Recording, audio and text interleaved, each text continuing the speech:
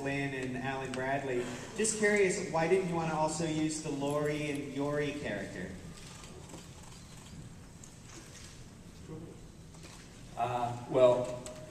You know, our story is a father-son story. It's a story of Sam Flynn in search of his father who disappeared into the Encom mainframe 20 years before. So, you know, when you make a movie, you have to kind of make difficult choices on what you're going to focus on.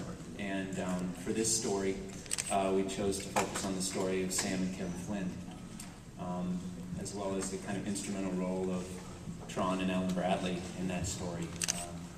But the character of played by Cindy Morgan is in the Tron universe. However, just not in this particular story of Tron Legacy.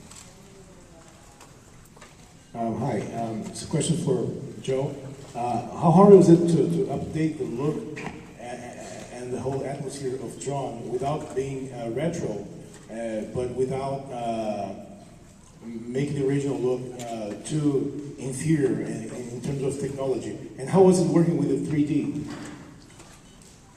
Well, the work that Stephen did with Sydney and Mobius is just phenomenal design work. And for me, I come from a design background. I feel like that's one reason why the film, you can still sit down and watch it today, even though the computer graphics are simple compared to what we're able to do now. The design work is so strong, and the imagination is so vivid and vibrant.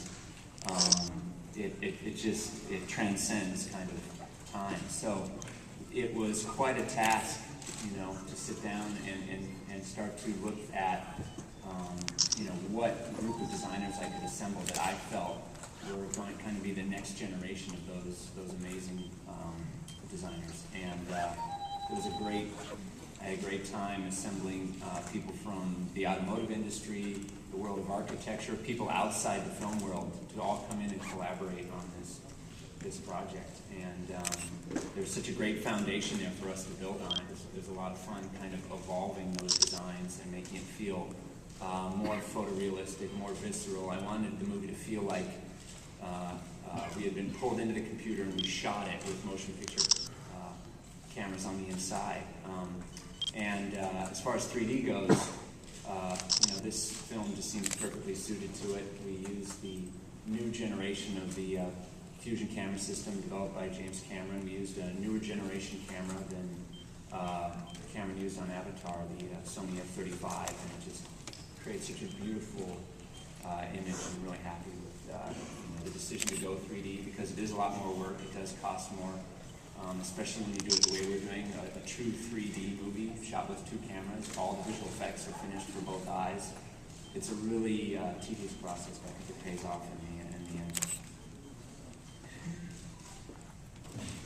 I had a question for Mr. Bridges. It's not commonplace for such a big gap between films in a franchise. What was your reaction when this first came across to you that there was going to be a sequel? Well, I had heard rumors that there was going to be a sequel to Tron for many years, about maybe 20 years, and I kind of gave up on it.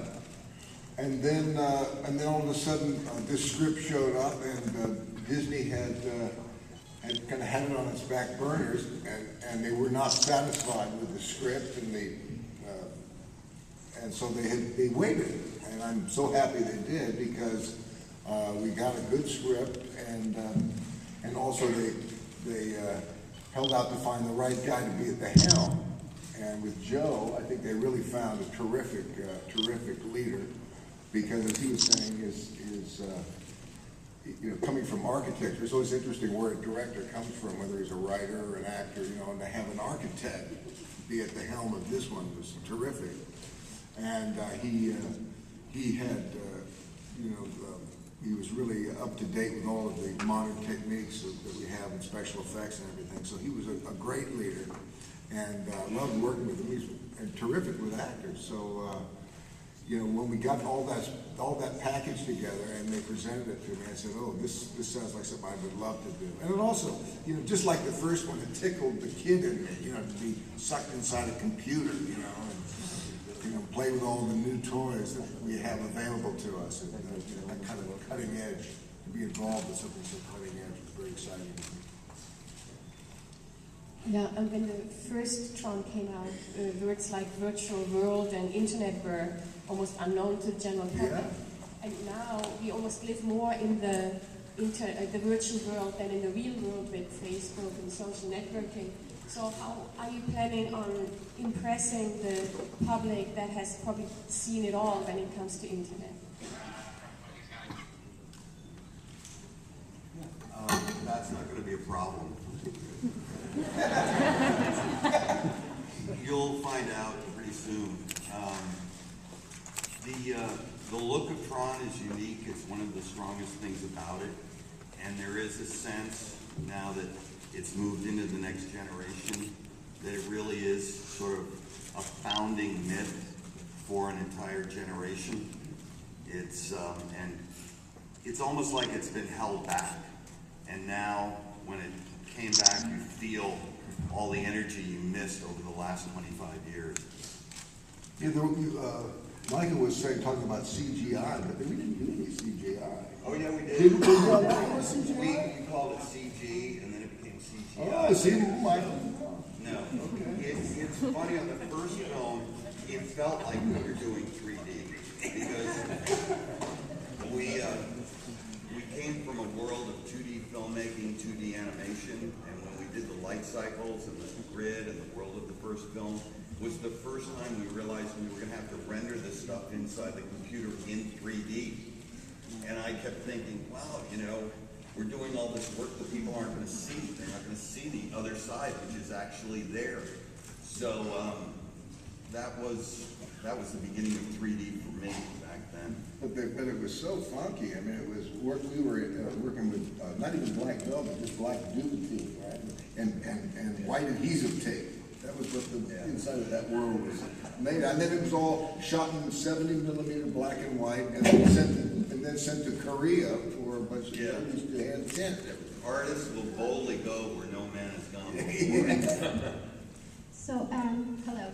After talking about all this technology and perhaps the legacy that Tron will leave us as far as technology, what other legacy will this movie leave for this generation of fans, this new generation of fans? Is it another frontier in cyber post-production technology, or is it actually simply something as the message in the movie?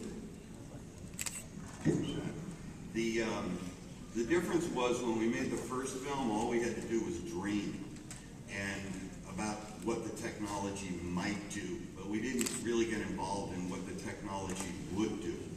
And as time went by, we've now reached the point where John and Joe and their generation has had to make this real.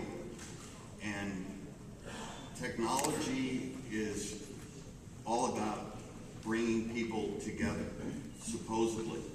And now there's a sense that technology may have a dark side where it keeps us from connecting with each other. And I think this film examines that problem.